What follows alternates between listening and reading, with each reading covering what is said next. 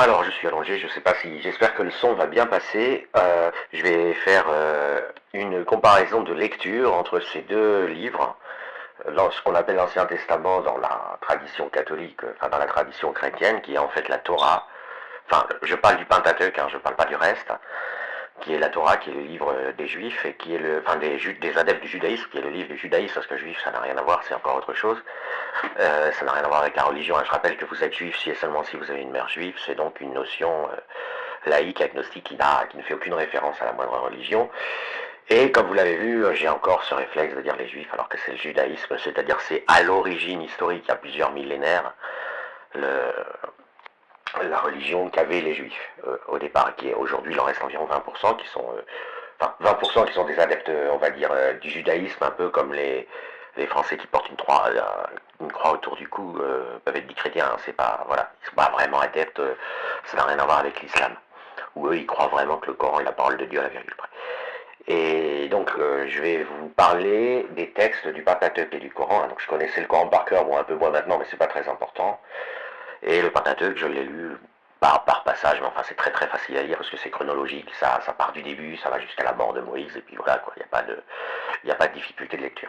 Le Coran vendu en librairie, il est volontairement, les chapitres ont été tout désordonnés et mis du plus long au plus petit, c'est une des idées euh, que l'islam a eu il y a longtemps, c'est de classer les chapitres comme ça, les chapitres s'appellent des sourates, et donc vous avez la sourate 2 qui est quasiment la plus longue, ensuite la 3 qui est un peu moins longue, puis la 4 qui est encore très longue mais un peu moins longue, etc.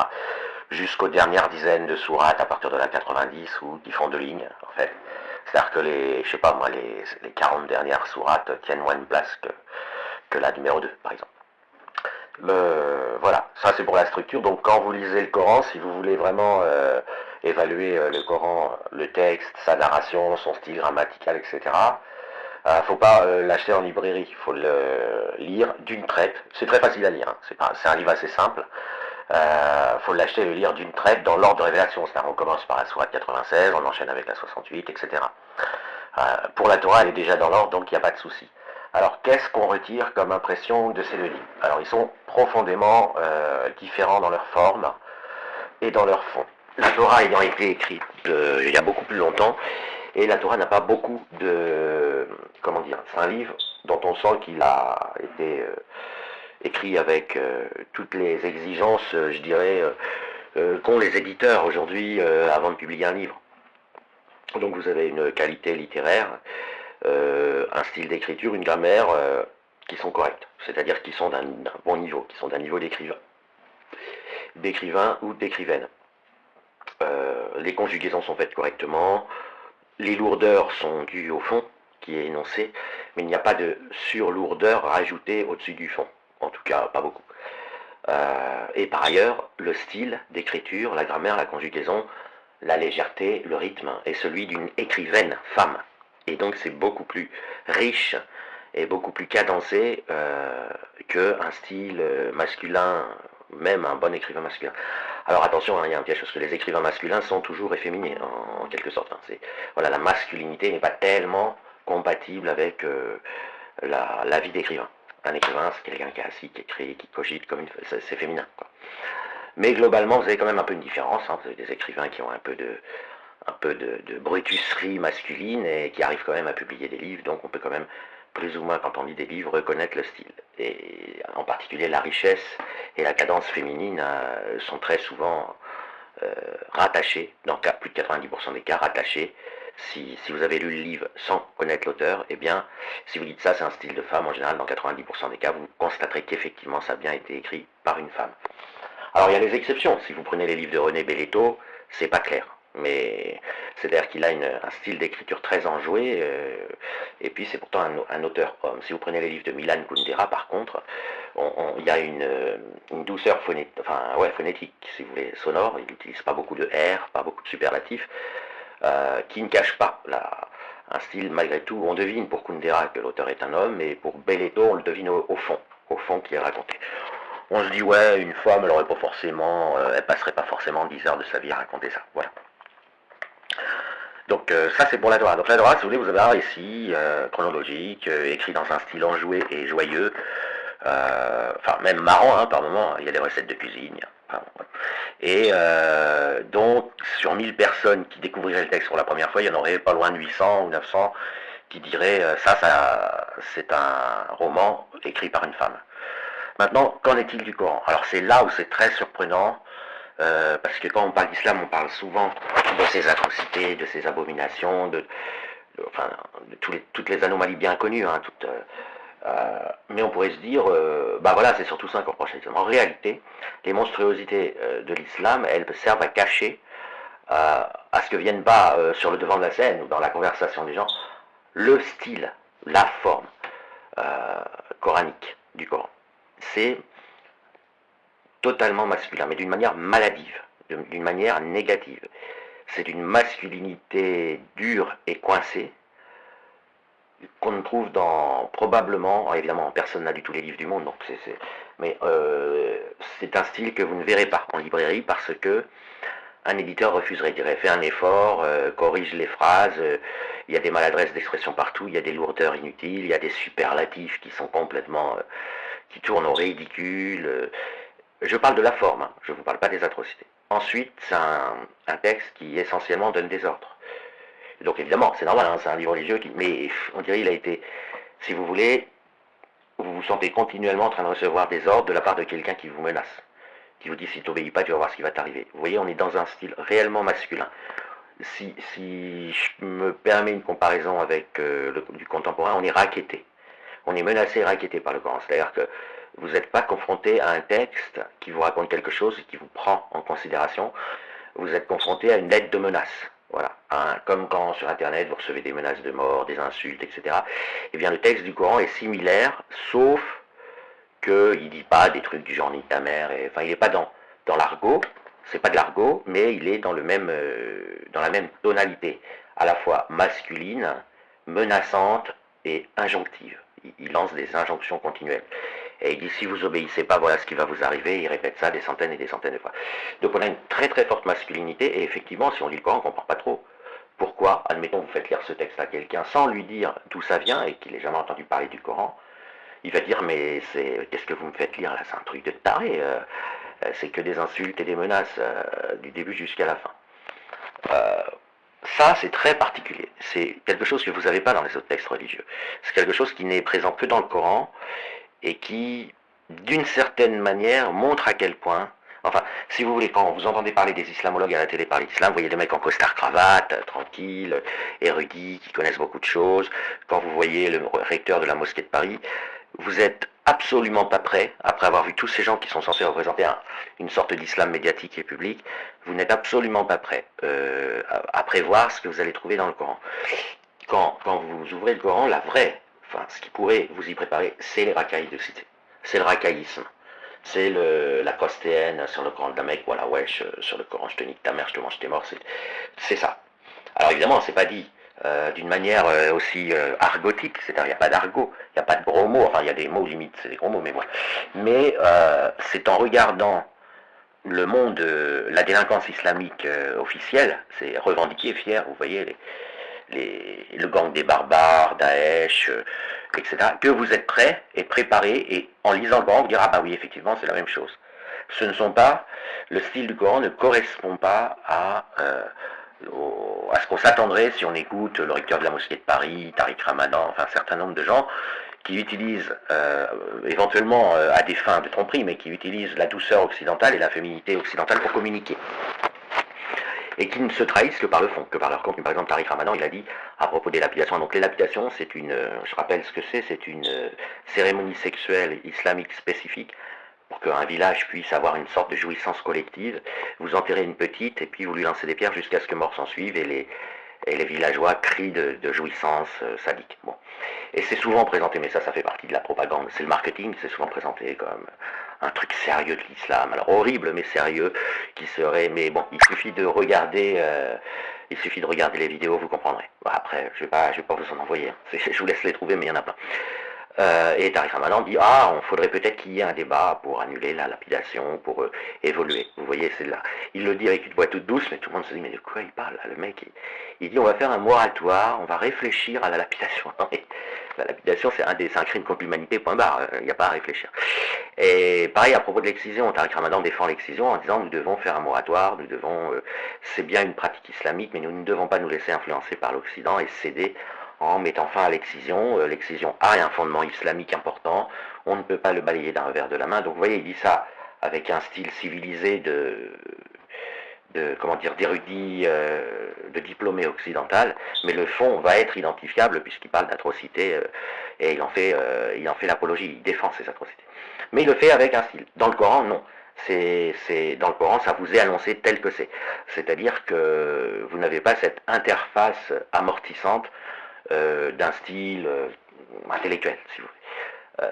Ce qui donne en fait au Coran une impression que il a été écrit dans un monde d'hommes, mais vraiment de manière très profonde, les femmes n'existent absolument pas. Quand je dis pas qu'il en veut aux femmes, je dis elles n'existent pas. Le féminin n'existe pas dans le Coran. Il y a la tension. Vous avez la tension perpétuelle. Un peu comme quand vous allez au restaurant, vous vous dites, bon ben voilà, je vais pas me faire frapper, il va pas y avoir de bagarre, va rien avoir. Vous vous installez, vous avez un serveur efféminé qui vient vous parler gentiment, vous allez commander votre repas, vous allez manger, payer, partir. À aucun moment vous allez vous imaginer qu'il faudra peut-être vous battre. Alors que si vous entrez en banlieue chaude à Paris dans un kebab, on admet vous êtes habillé de manière absolument, vous passez inaperçu partout, vous entrez dans un kebab, vous sentez tout de suite la tension, vous sentez que c'est des hommes qui sont prêts à se bagarrer pour défendre leur honneur. Bref, ça rigole pas, il y a cette oppression inutile, pathologique, ce sentiment de guerre qui fait du coup, vous allez sans même savoir trop pourquoi finalement, vous allez leur parler tout poliment, ils vont vous répondre sans vous sourire, vous allez presque implorer timidement que vous voulez manger un kebab avec telle ou telle sauce, etc. Et en général, bon, même si vous n'aurez pas peur, parce que c'est une pratique qui est devenue quotidienne, vous allez sentir comme une permanente menace, une menace virile. Eh bien, c'est très exactement ce qui va émerger et ce qui se dégage du texte coranique.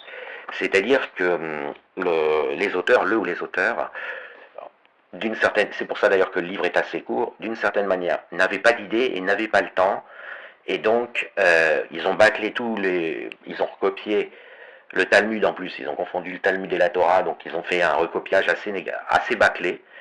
Par exemple, dans le sacrifice d'Abraham, le gamin, vous avez l'impression qu'il est d'accord pour se égorger. Enfin, c'est très...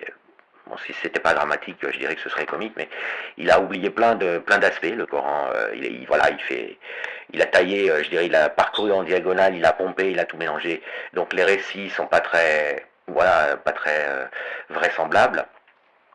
Et entre ces récits, vous avez du remplissage, mais on dirait que le ou les auteurs étaient un peu... c'était une corvée pour eux, donc ils bâclaient ça, donc ils se répètent tout le temps, et ce qui est très intéressant, c'est que donc c'est de la menace répétitive avec des dérapages vers des choses qui se voudraient superlatives mais qui tombent dans le ridicule. Je vais prendre des exemples simples. Dans plusieurs versets, l'auteur décrit menace d'en faire tous ceux qui ne sont pas musulmans en disant qu'il les brûlera vifs éternellement, et éternellement, donc il détaille. Et donc bon, on se dit il va finir par passer une cause, bon, on a compris qu'ils allaient être brûlés vifs, qu'ils allaient être maintenus réveillés, qu'il ne faut pas qu'ils espèrent que ça va s'arrêter à cause de la destruction du corps, parce que le corps sera systématiquement reconstruit tous les dixièmes de seconde, et puis finalement on se dit il a fini, et non, en fait il dit c'est pas fini, je vous ferai boire de l'eau bouillante. Alors là on se dit bon ok c'est bon, en gros l'intérieur du corps va brûler, et là il a ajouté c'est pas fini, je vous verserai de l'eau bouillante sur la tête. Et donc là vous avez une énorme erreur, parce que si vous êtes en train de brûler vif, évidemment que votre tête elle est aussi en train de brûler vive, alors si vous voulez de l'eau bouillante en plus, on voit pas trop, c'est déjà contenu dans ce qu'il y a avant. Voilà, vous avez cet embouteillage en fait de menaces et de chantage très très très masculin, hein. On dirait des jeunes qui se défient, on dirait quelqu'un qui défie des gens, qui dit voilà vous avez intérêt à obéir sinon vous allez voir ce que je fais. Plus une gigantesque vantardise masculine. Il y a même un passage du Coran où il dit je suis votre dominateur suprême, prosternez-vous. On a l'impression que c'est Dark Vador qui ordonne à des vaincus de lui lécher les pieds. Et à de très très très nombreuses reprises dans le Coran, vous avez cet aspect qui est, là pareil on n'est pas prêt, hein. On n'est pas prêt quand on lit le Coran, d'exigence, on dirait un pauvre type, si vous voulez, il se ridiculise complètement, l'auteur, hein, qui est quand même supposé être Allah, donc on s'attendrait à ce qu'il soit capable quand même de dire des trucs un peu, je sais pas, vraisemblables, Et en fait, non, il dit, non, léchez-moi les pieds, vous prosternez-vous, léchez-moi les pieds, je veux voir la trace de la prosternation, de la soumission sur votre front, etc. Enfin, on dirait que les auteurs, ils voulaient absolument le ridiculiser, c'est-à-dire, alors j'en ai déjà parlé, c'est probablement volontaire, ils ont probablement raté le Coran exprès, ils en ont fait un livre tout médiocre comme ça, non pas parce qu'ils étaient stupides, mais parce qu'ils avaient un but bien précis, il fallait qu'ils ratent le Coran exprès, en gros, pour ne toucher que les soldats qui allaient avoir des actions physiques. Donc, pour le dire d'une manière un peu indélicate, ceux dont on pouvait détruire le cerveau et se servir que du corps. Mais ils voulaient préserver les cadres. Donc, ils voulaient pouvoir dire en aparté aux cadres, c'est-à-dire aux gens qui allaient les décisionnaires, pas ceux qui allaient être sur le terrain, mais les patrons, les secrétaires, les intermédiaires, il fallait qu'ils leur disent, non, non, mais regardez, on vous fait un petit clin d'œil, on cherche vraiment à ne soumettre que les abrutis stupides avec ce. Et donc ils en ont rajouté. Et c'est pour ça que vous avez des trucs du genre, et en plus je vous verserai de l'eau bouillante sur la tête. Vous avez même un verset qui dit, vous savez, l'eau bouillante c'est très très chaud. Enfin, c'est des trucs. Voilà. Et donc, ce qui finalement en ressort, parce que bon, il n'est pas comme c'est un livre religieux et qu'il a été, pour cacher un peu ce ridicule, il a été, ils ont mélangé les chapitres pour faire un peu mystérieux, alors que le livre il est vraiment très très simple, hein, le Coran c'est un livre très simple à comprendre, à lire. Ils ont fait dans le désordre et surtout les gens lisent que des extraits. Donc même s'ils ont un extrait de ci, de là, vous avez énormément de remplissage de trucs qui disent l'eau mouille, qui disent du genre, des trucs du genre je préfère ceux qui sont soumis à moi que ceux qui me désobéissent. Sans doute on voit bien, vu toutes les menaces que tu fais, mon garçon, on finit par comprendre. Ou alors je ne chargerai pas une âme avec plus que ce qu'elle peut supporter, enfin des trucs. L'eau mouille quoi, la météo, l'eau mouille, des fadaises, des trucs de genre de QI 90. Ou alors ça c'est, il y a un verset rigolo, hein. Je fais exprès de ne pas donner des versets atroces, parce qu'on en parle partout des versets atroces, mais il y a un verset rigolo, il dit, ouais, tous les prophètes c'est moi qui les ai envoyés, Moïse, Jésus, Mohamed, Abraham, c'est-à-dire genre il fait du, voilà, on fait du, allez, l'entrée, c'est comme McDo, vous pouvez tous venir, venez comme vous êtes, et là c'est vraiment, ouais, on est pour tous les prophètes. euh, je vous assure, hein, c'est pas une blague, c'est vraiment, c'est stupide à ce point. Enfin, je veux dire, c'est formulé comme ça. Je dis pas que sur le fond, peu importe, on peut discuter, mais je veux dire, c'est formulé comme ça. On est mal à l'aise. Hein. Et puis vous avez c'est là où je dis que ça a été raté exprès. Vous avez des clins d'œil, par exemple le verset 78-33 qui dit, ouais, mes serviteurs qui font le djihad pour moi, tout ça. Enfin bon, bref, les djihadistes, je leur offrirai le plus haut niveau du paradis. J'y mettrai des belles au sein arrondi. Waouh, vous imaginez un occidental, un mec de la banlieue française qui a grandi gentiment dans l'islam sans aller lire le Coran, qui tombe sur ce verset. Il va se dire, ah bon, ouais, va falloir que j'aille demander à l'imam à la mosquée quand même s'il n'y a pas une erreur de frappe. Voilà, donc vous avez, mais en fait, si on fait le bilan de tout ça, et si vous lisez d'une traite le Coran, la vraie différence avec la Torah, la différence qui va rester dans votre tête, ça va pas être tout ce que je viens de dire qui constitue des pièces du puzzle, ça va être, c'est écrit par un mec. Et c'est écrit par un mec qui n'écrit pas. C'est-à-dire, c'est écrit par un mec à qui on a dit, tu vas écrire un bouquin. Et il a dit, mais vous m'avez regardé, moi je suis un camionneur, moi je travaille, moi je suis un maçon, c'est bon, lâchez-moi la grappe, je vais pas écrire. Si, tu vas prendre un stylo, tu vas t'asseoir et tu vas écrire un livre. Et le mec, non mais vous allez vous faire soigner là, redescendez sur terre, vous croyez que je vais écrire un livre? Oui, tu vas écrire un livre. Et on a l'impression que le Coran c'est le résultat. C'est-à-dire qu'on a forcé un gros bestiau bien velu qui n'a jamais accepté, si vous voulez, d'avoir ces petites activités qu'il considère comme efféminées quelque part, qui considère, voilà, lui c'est un mec du plein air, il vit dans le plein air et tout, on lui dit vas-y tu vas écrire quelque chose, il écrit quelque chose, et ben ça donne le Coran. Et c'est absolument aveuglant quand on compare les deux textes, ce qui préfigure finalement, même si ensuite on peut en discuter sur le fond, ça préfigure, et ça je trouve que c'est fascinant, le féminin contre le masculin, le violeur contre la victime, la belle femme à qui le consentement est refusé, etc. Les barbares contre les gens civilisés et sensibles, etc. Enfin, ça préfigure une dualité qui est assez, même s'il reste des flous, si vous voulez, qui se dessine assez bien. Eh bien, on la trouve dans la différence entre ces deux livres et leur style, et vous aurez noté que je n'ai même pas parlé du fond. Je n'ai pas parlé du fond, la forme est suffisante. Voilà, la grammaire, la façon de faire les phrases. Sur les 6000 versets du Coran, il y en a 5000 qui sont ratés. C'est-à-dire il y en a 5000 qui pourraient être réécrits en mieux, en plus léger, en plus simple, en plus clair. Je ne sais pas si vous imaginez à quel point c'était on était dans la corvée, c'est-à-dire que les gens qui faisaient ce texte se disaient, bon, il nous le faut qu'on le fasse, c'est vraiment, mais c'est genre comme quelqu'un qui doit faire la vaisselle et puis personne le surveille, alors vite fait, il va faire semblant, mais il va pas bien la laver, vous voyez, il met pas du cœur à la tâche. Le Coran, c'est ça. C'est-à-dire qu'on a l'impression que la personne, qu'elle aurait préféré faire autre chose, jouer au foot en plein air que d'écrire des phrases, et du coup, vous avez en quelque sorte un témoignage hyper testostéroné et maladroit de la volonté de ne pas écrire et d'y être forcé. Ce que je dis parfois, c'est que le texte du Coran, on donne, et ça c'est vraiment indépendamment du fond, je parle bien de la forme, de l'agencement des idées, donne l'impression d'avoir été écrit, vous savez, par un petit garçon obèse de 8 ans, américain, aigri, qui se met finalement à détester la terre entière, à dire que l'humanité ça vaut rien, etc., la vie ça vaut rien, et puis qui va virer mal, qui va se mettre à faire une crise de narcissisme.